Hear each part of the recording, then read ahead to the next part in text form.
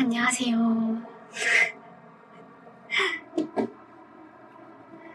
오늘도 오전에 이제 라이브를 하게 됐는데 생각보다 참여가 쉽지 않으신가 봐요. 네. 우선 근데 유튜브로 봐주시는 분들도 많으니까 한번 이대로 라이브 진행해 보도록 하겠습니다. 그래서 첫 번째는 제가 전에 한번 공유드린 적이 있던 더치브러스라는 미국의 커피 전문 체인점, 이번에 실적 발표를 했는데 좀 주가가 많이 내렸더라고요. 그래서 한번 관심 갖고 한번 분석을 해봤습니다. 그래서 많은 분들이 이제 그 파쿠르 영상을 보신 적 있으실 거예요. 그래서 안전장치 같은 거 없이 이제 건물 사이를 막 달려다니고, 그 다음에 막 옥상에 이제 뛰어가지고 옆 건물로 막 뛰어내리고 그런 영상들 많이 보셨을 텐데, 이 스포츠는 결국 실수의 대가가 높이에 비례합니다. 그래서 그렇게 높지 않은 곳들을 이렇게 뛰어다니고, 그 다음에 그러다가 실수를 하더라도 이제 발 헛디디면 무릎이 까지고 끝나는데 불과하지만, 같은 실수를 이제 10층 옥상에서 하게 되면은 이야기가 많이 달라집니다. 그래서 실수의 크기가 아니라 서 있던 높이가 결과를 결정한다라는 점에서 더치브러스 같은 경우에 좀 너무 높은 높이까지 그런 주가가 올라가지 않았나라는 생각에 이걸 한번 떠올리고 커버 이미지로 만들어봤습니다. 그래서 21년 8월 5일에 2분기 실적을 내놨는데, 예전에 이제 4월에 제가 분석했을 때를 보시면은 커피보다 이제 커스터마이즈 에너지 음료, 감성적 접근 같은 걸 통해가지고 미국의 젊은 층을 사로잡은 되게 흥미로운 이런 회사에 대해서 제가 소개를 드린 적이 있잖아요. 근데 실적 발표를 한 다음에 주가는 18% 넘게 아주 급락했습니다. 실적은 되게 훌륭했어요. 매출은 5억 5천만 달러 정도로 해가지고 이제 전년 동기 대비해서 32.5% 증가했고, 컨센서스를 4.7% 상회했습니다. 그리고 조정 EPS도 0.29달러 넘었습니다. 0.29달러를 0.04달러 넘었습니다. 그리고 이제 동일 매장 매출이라고 하는 이 회사가 매번 그럼 발표하는 지표를 보면은 13분기 연속으로 플러스를 기록했고, 고객 방문 수는 8분기 연속 증가했으며 분기에만 매장 48개가 새로 열렸습니다. 그리고 연간 가이던스도 매출, 동일 매장 매출, 에비타 전 항목에 있어가지고 상향을 이뤘습니다. 이렇게 전반적으로 컨센서스를 초과 달성했음에도 불구하고 주가가 18% 빠진 모순이 이번 글의 출발점입니다. 시장이 문제 삼은 거는 성적이 아니라 뉘앙스였습니다.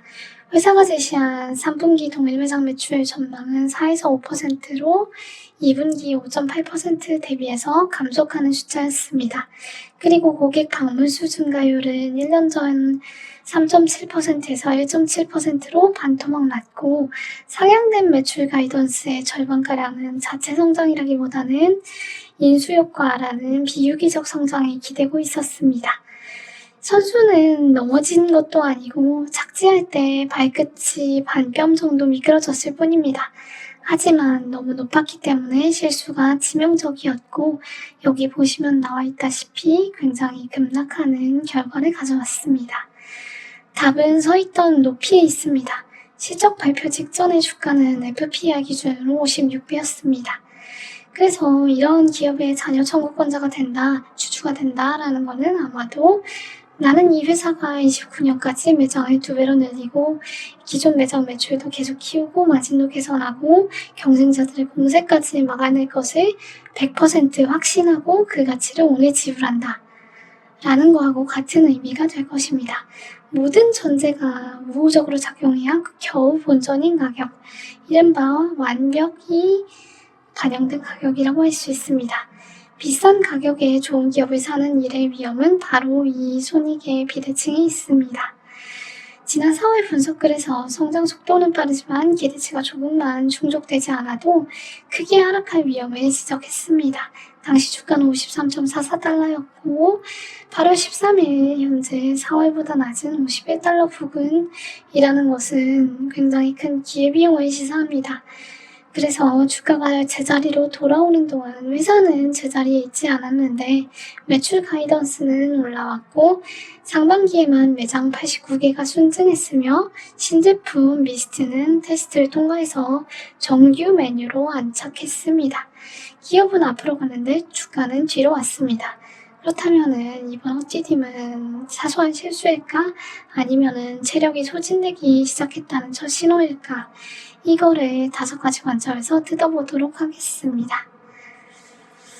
매출 성장성 같은 경우에는 그러니까 이 더치브로스가 커피가 아니라 이제 자기만의 아이스 에너지 음료를 빠른 시간 내에 받아가는 경험을 파는 회사이고, 이 구조로 창업 비용은 저렴한 반면 매출은 굉장히 회수가 빠른 구조라는 것을 알 수 있습니다. 그리고 파는 물건도 이제 뜨거운 커피 위주가 아니라 자체 에너지 음료와 각종 아이스 음료들이며 이제 셀시어스라고 하는 건강한 에너지 드링크 포지션을 드라이브스루와 커스터마이즈 방식으로 재해석해가지고 MZ세대의 SNS를 타고 입소문을 통해서 매출이 늘어나는 그런 구조를 가진 BM이라고 할 수 있을 것 같습니다. 그래서 보시면은 매출이 매장 수와 매장당 매출로 굉장히 단순한 2가지 변수로 나눠지게 되는데, 보시면은 이제 매장 수는 순증하고 있고 매장당 매출도 사상 최고치로 증가하고 있습니다. 그런데 여기에서 보시게 되면은 동일 매장 매출을 이제 티켓하고 거래량, 방문수로 이제 나눠봤을 때 객단가 기여는 커지고 방문수 기여는 작아지는 것을 확인할 수 있습니다. 그래서 손님이 더 많이 오는 성장에서 손님이 더 비싸게 사는 성장으로 무게중심이 이동했고, 이런 성장은 지속 가능하지 않다라는 것이 시장의 평가였던 것으로 확인할 수 있을 것 같습니다. 여기에 대해서 CF는 신규 매장의 성숙 효과가 직영에 집중되어 있고, CEO 같은 경우에는 음식 판매가 일정보다 빠르게 완료됐다라는 걸 시사하면서 이제 3분기부터는 프랜차이즈까지 확장되어가지고 이런 성장 효과가 지속될 것이다 라고 설명을 하는 것을 확인하실 수 있습니다. 그래서 이 기업이 소비자에게 제공하는 가치는 이제 음료 이상의 것이라고 주장을 하고 있습니다. 그래서 여기 보시면은 CEO 설명인데, Customers come to us for more than a drink. They come for the moment at the window that makes your day a little better. 그러니까 하루를 약간 더 낫게 해주는 그런 경험을 위해서 이제 커스터머들이 이제 어떤 음료 이상의 것을 기대하면서 온다라는 내용이라고 볼 수 있을 것 같습니다. 그래서 주요 소비자는 젊은 층이고 판매 지역은 현재 이제 워싱턴에서 시작했거든요. 근데 그렇게 해가지고 서부에서 출발해서 현재는 26개 주고 7월에는 미시시피주에 신규 진입했다고 합니다. 그리고 소비는 플랫폼을 통해서 일정 부분 습관으로 정착되고 있는 것을 확인할 수 있습니다. 그래서 이제 앱을 통해서 어떤 보상 시스템을 좀 고도화하고 그 다음에 사전 주문 비중을 높여나가는 그런 접근을 통해 가지고 회원 수도 늘려나가고 어떤 잠김 효과를 창출하려고 노력하는 그런 상황인 것 같습니다. 그리고 미스트라고 하는 신규 이제 라인업, 음료 라인업을 출시했는데, 이런 미스트 같은 경우에는 카테고리를 잠식한 게 아니라 키우는 그런 접근이었다고 하고 있습니다. 그래서 CEO는 미스트 출시 이후에 에너지 음료가 전체 매출에서 차지하는 비중 자체가 상승했다라고 얘기하고, 그다음에 미스트 같은 경우에 기존에는 오후 시간대에 이제 좀 피곤할 때, 점심 먹고 식곤증이 올 때 많이 소비를 하는 그런 커피 위주의 소비였다고 하면은 미스트가 추가되면서 오전 소비가 관찰되고 그 다음에 시간대별 성장 중에 오전의 성장률이 강하게 나타나고 있다라고 밝히고 있습니다. 그리고 이제 신제품 개발 프로세스도 검증을 해나가고 있다. 그래서 이제 이런 체계가 좀 시스템화되고 있다라는 점을 좀 강조하고 긍정적인 측면으로 부각시키고 있는 것 같습니다. 그래서 회사는 2029년까지 2029개의 매장 장기 비전으로 7,000개를 얘기하고 있고, 이번 컨퍼런스 콜에서는 이제 2029개의 매장으로 확장하는 데 있어가지고 필요한 파이프라인의 약 90%를 이미 확보했다라는 구체적 진술을 얘기하고 있어가지고 어느 정도 검증된 그런 성장 경로다라고 평가할 수 있을 것 같습니다. 메가 트렌드 같은 경우에는 최근 미국 젊은 세대가 이제 뜨거운 커피에서 차갑고 달고 커스터마이즈된 에너지 음료로 이제 소비 중심을 옮겨나가고 있다. 이런 카페인 소비 행태의 변화가 나타나고 있다라는 것이 메가 트렌드로 볼 수 있을 것 같습니다. 그리고 이제 디지털 주문의 일상화도 이제 이런 매출을 밀어올리는 원동력이 된다라고 볼 수 있을 것 같습니다.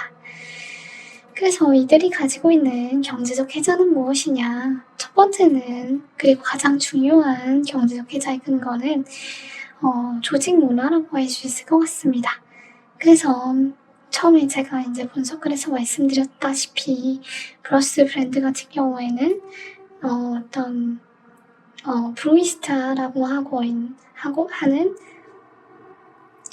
직원들이 자주 방문하는 그런 단골 고객들에 대해서 어떤 감정적 교류를 나누고 그들을 진심으로 위로해가지고 입소문을 많이 타게 됐잖아요. 그런 브랜드 가치가 지역을 넘어서 이식되고 있다라는 것이 굉장히 강한 무형자산의 근거가 된다라고 볼 수 있었을 것 같습니다. 그래서 이번 분기에는 시카고에 새로 그런 매장을 오픈했는데 그 사례가 답을 제시한 것 같습니다. 그래서 이제 2호점 같은 경우에 처음 이제 매장을 오픈했는데도 700만 달러의 베이스, 우리나라로 하면은 100억 원 정도의 매출인 것 같은데, 100억 원이 맞죠? 네. 100억 원 정도의 매출인 것 같은데 평균의 3배 이상의 매출을 냈다는 것을 확인할 수 있을 것 같습니다. 그래서 1200개 이상의 매장을 가진 시점에 신규 시장에서 개점일에 신기록이 나왔다라는 거는 이제 어떤 판촉 행사를 통하지 않고서도 MZ세대들의 SNS 트렌드나 입소문을 통해서 사전에 브랜드 가치가 높게 형성되었다라는 것을 의미합니다. 그리고 두 번째는 조직 문화와 인력 파이프라인입니다. 회사는 매장 관리자 그리고 그 상위에 있는 그런 관리자를 외부에서 뽑지 않고 창구 직원에서 승진시키는 방식만 쓰고 있습니다. 그래서 보시게 되면은 we have an incredible pipeline of leaders. So as I mentioned on the call, we have 525 operator candidates in our pipeline 이라고 하고 있습니다. 그래서 이런 브로이스타 고객과의 감정적 교류를 경험했던, 그리고 이 조직 문화에 대해서 높은 이해도를 가지고 있는 이런 관리자들이 더 상위의 그런 관리자로 이제 승진해가지고 조직 문화를 더욱더 강화하고 이런 확장 단계에서 더욱더 조직 문화를 강하게 유지하는 그런 기제로서 활용된다라는 것이 굉장히 강한 이런 브랜드 가치를 유지시켜 나가는 그런 혜자의 근거가 될 수 있지 않나라고 생각을 했던 것 같습니다. 그리고 전환 비용 같은 경우에는 앱과 데이터로 소비 습관을 형성하면서 일정 수준의 잠김 효과를 만들고 있는 것을 확인하실 수 있었던 것 같습니다. 네트워크 효과 같은 경우에는 고전적 의미의 수요자가 이제 더 높은 효용을 누리는 그런 네트워크 효과는 없지만 어떤 지역의 매장이 촘촘해질수록 브랜드 노출이 늘고 광고 효율이 올라가면서 접근성이 높아지는 의미의 그런 네트워크 효과는 존재한다라고 얘기를 하고 있습니다. 그래서 여기 보시면은 이제 expansion model and growing brand awareness, 그러니까 브랜드 인식도가 올라가는 것에 이제 density가 올라감에 따라서 어떤 지역의 매장 밀도가 올라감에 따라서 어떤 발생하는 그런 긍정적 외부 효과라고 얘기를 하고 있는 것 같습니다. 그리고 비용 호기 같은 경우에는 어떤 원두 같은 경우에는 그러니까 커피를 만드는데 원두가 필요하잖아요. 근데 원두를 더 싸게 구매하는 비용 같은 경우에는 좀 스타벅스 대비해서는 구매력이 열위이지만 매장당 투자와 운영비가 낮다라는 점에서는 좀 비용 우위를 부분적으로 보유하고 있다라고 평가할 수 있었던 것 같습니다. 다만 이런 회사의 넓이 같은 경우에는 좀 모방이 그렇게 어렵진 않다라는 점에서 좁다라고 평가할 수 있었던 것 같습니다. 여기에 대해서 CEO는 모바일 주문이나 리워즈나 푸드 프로그램 같은 걸 통해 가지고 경쟁사를 속도적인 측면에서 따돌릴 수 있을 거다라고 설명을 했던 것 같습니다. 다만 이런 거는 경쟁사들도 모두 할 수 있는 것들이다라는 점에서 회사의 넓이는 좁다라는 판단을 뒤집을 만한 답변은 아니었던 것 같습니다. 물론 이런 좁은 넓이에도 불구하고 소비자들이 지속적으로 충성도를 보인다면은 오히려 브랜드 가치에 근거한 추가 비용이 전혀 들지 않는 강한 회사의 근거로 평가할 수 있을 것 같습니다. 다만 이제 업력이 그렇게 길지는 않아가지고 이거를 이제 정말 이렇게 강한 회사의 근거로 볼 수 있는가에 대해서는 근거가 아직 충분히 축적되진 않았다라고 결론 내려야 될 것 같습니다. 깊이 같은 경우에는 사람에 많이 달려있는 것 같고 여기에 대해서 회사는 5check scorecard라는 관리 도구를 도입하면서 우리말로 하면은 이제 바이브라고 하는 게 분위기잖아요. 그래서 매장별 분위기 확인 점수표 정도로 이제 번역할 수 있을 것 같은데 이런 걸 도입해가지고 이 이제 인력 자산이 쉽게 침식되는 거를 막는 도구로서 도입을 한 것 같습니다. 여기서 이제 이직률 같은 경우에 최우선 측정 항목으로 이제 놓고 있는데 이거는 회사가 스스로 인력이 회사의 핵심이자 취약점이다라는 거를 인식하고 있는 것을 알 수 있을 것 같습니다. 그리고 협상력 측면에서 보게 되면은 매장 매출 총이익률하고 매장 기여이익률이라는 것을 이제 음식점 산업에서는 중요한 지표로 이제 사용하고 있는데 여기 보시면은 높은 수준으로 유지되고 있는 거는 사실이지만 이제 약간씩 이제 소폭 하락하는 것을 볼 수 있을 것 같습니다. 이게 이제 급락의 배경 중 하나가 되었는데 장기적 관점을 보게 되면은 이런 이제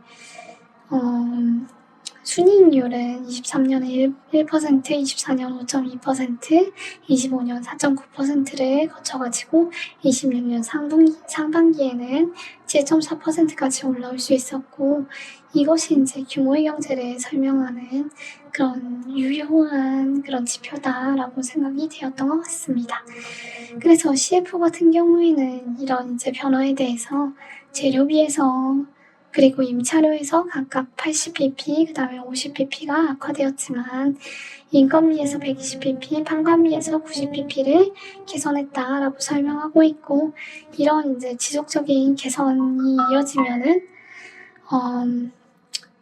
이제 그 단기적으로는 이렇게 소폭 하락했지만 장기적인 관점에서는 매트릭이 개선될 수 있다라고 얘기를 했던 것 같습니다. 가격 협상력에 대해서는 인상 여력은 확인할 수 있었지만 스스로 자제하고 있다라고 얘기를 하고 있습니다. 그래서 이제 직영 객단가 같은 경우에는 4.9%로 미국 물가 상승률을 상회했지만 이제 회사의 흥미로운 점은 그 힘을 아껴 쓴다라는 것을 확인하실 수 있었던 것 같습니다. 그래서 CF 같은 경우에는 하반기 객단가에 반영되는 가격 인상 효과를 1%포인트 미만으로 제한해가지고 물가 상승분조차 다 전가하지 않겠다라고 하면서 그 이유를 강력한 고객에 대한 가치 제한을 지키기 위해서 여기 보시면은 This reflects our disciplined approach to pricing while preserving our strong value proposition 이라고 얘기하고 있습니다. 그래서 이제 strong value proposition이 이제 강력한 가치 제한이라고 번역할 수 있는 부분인데, 그러니까 고객들에게 더 나은 경험, 더 좋은 것을 좀 줄 수 있도록 하기 위해서 그렇게 해가지고 이제 추구하는 거는 더 높은 성장을 추구하는 거겠죠. 그렇게 하기 위해서 이제 가격 인상 효과를 제한하겠다라고 설명하고 있는 것 같습니다. 그래서 예전에 이제 도어대시도 생태계에 참여하는 사람들에게 더 많은 것을 좀 돌려주기 위해서 이제 이익률을 제한하겠다라고 얘기한 적 있잖아요. 그래서 그런 거를 상기해 보면은 그런 큰 시장, 더 높은 성장을 추구하는 이제 모델이 궁극적으로는 주주들한테 더 많은 것을 돌려주게 된다라는 것을 좀 상기하면은 좋을 것 같습니다. 그래서 부정적으로 보자면은 마진을 스스로 포기하는 것이지만, 긍정적으로 보게 되면은 제 가격 올리지 않아도 손님이 늘어나는 구조를 만들어가지고 결국 이제 경쟁사들이 가격 인상으로 이탈시킨 고객을 흡수하고 더 멀리 나아가겠다라는 전략이라고 볼 수 있을 것 같습니다. 판매량 같은 경우에 가격 인상에도 순조롭게 판매량을 증가시켜 나갔었고, 그다음에 그 비용 같은 경우에도 희소한 자원이 이제 차로 진입하기 좋은 자리와 그 자리를 운영할 사람, 그리고 가고 싶게 만드는 브랜드가 희소하다라는 관점에서 병목을 잡고 이제 비용을 낮게 유지시키는 그런 이제 병목을 보유한 그런 이제 사업자로서 희소성이 있는 구조를 만들고 비용을 제한하는, 비용 증가율을 제한하는 그런 BM을 갖췄다라고 평가할 수 있을 것 같습니다. 자본 배치 같은 경우에는 주주 희석 없이 자기 돈으로 좀 순조롭게 성장을 하고 있는 그런 상황이고, M&A 같은 경우에도 이제 경쟁사들이 자산을 더 이제 싸게 팔아야 할 유인을 가지는 그런 시점에 좋은 자산들을 좋은 가격에 인수할 수 있었다라는 걸 확인하실 수 있습니다. 그리고 R&D 같은 경우에도 비용을 덜 태우고 이제 그 미스트 출시 과정을 보시면은 테스트는 설문이고 미각 테스트는 시음이며 소규모 시장 테스트는 매장 몇 곳에서 진행되는 것으로 이제 트라이아웃을 하면 할수록 이제 결과가 즉시 매출로 확인되는 구조잖아요. 그래서 비용은 적게 들고 거기에 따른 수익은 즉각적으로 발생하는 그런 굉장히 높은 확률에, 그리고 좋은 확률에 저비용의 R&D가 지속되고 있다라는 것을 확인하실 수 있을 것 같습니다. 그리고 주주환원 같은 경우에도 매장이 이제 신규 매장을 염에 따라서 이제 연 47% 정도의 연금 수익률을 기대할 수 있다. 따라서 주주환원은 잠시 참아두는 것이 정답이다라고 할 수 있을 것 같습니다. 물론 이런 평가는 47%의 연금 수익률, 즉 높은 성장률이 전제되어야 된다라는 점에서 신규 매장의 생산성과 자본 배치 우수성은 하나로 묶여있는 그런 전제라고, 명제라고 할 수 있을 것 같습니다. 그래서 밸류에이션을 해보게 되면은 연간 가이던스가 이렇게 나와 있고 26년 조정 수익은 171억 7,900만 달러, 조정 EPS는 1달러 정도라고 볼 수 있을 것 같습니다. 그래서 연차별 이익을 추정해보면은 이 정도의 이제 전체 증가율 20% 내외 정도의 그런 성장 경로를 보실 수 있을 것 같고, 이렇게 되면은 이제 29년 말 회사 목표 2029개에 근소하게 미달한 수준으로 보실 수 있을 것 같습니다. 그리고 이제 동일 매장 매출 증가율 같은 경우에 27년 이후에 3에서 4% 정도로 정착한다라고 가정했을 때 보시면은 스탁 어널리시스 컨센서스보다 다소 높은 수준으로 이제 성장 경로를 제시한 거라고 볼 수 있을 것 같습니다. 그렇게 되면은 이제 불 시나리오와 베어 시나리오를 좀 추정했을 때 2027년 EPS는 1.28달러 정도 되고 CAGR은 23% 정도가 됩니다. 그리고 업계 PEG 벤치마크를 보게 되면은 포워드 기준으로 봤을 때 1.43 정도가 된다라는 걸 확인하실 수 있습니다. 그래서 시나리오와 PEG 민감도를 조합하게 되면은 이제 내재 가치가 이 정도로 산출되게 되고, 그렇게 봤을 때 업계 평균 수준의 PEG로는 이 회사의 밸류에이션이 설명되지 않습니다. 왜냐하면 확률 가중 내재 가치가 40달러밖에 되지 않기 때문입니다. 22.3% 정도의 프리미엄을 인정한 PEG 1.75 정도가 됐을 때 현재 주가가 51달러의 현재 주가가 내재 가치에 근접한다라고 볼 수 있고, 39.9%의 프리미엄을 인정하는 2.0 정도의 PEG가 인정되었을 때 10% 수준의 안전 마진이 확보되는 높은 밸류에이션이다라고 볼 수 있을 것 같습니다. 그래서 결론입니다. 물론 성장의 논리와 전략이 명확하고 MZ세대의 SNS 중심 즐기고 공유하는 문화 메가 트렌드와 잘 부합하고, 다른 음료, 음식점, 패스트푸드 카테고리와 차별화되는 감성적 접근과 독특한 브랜드 가치를 보유하고 있다.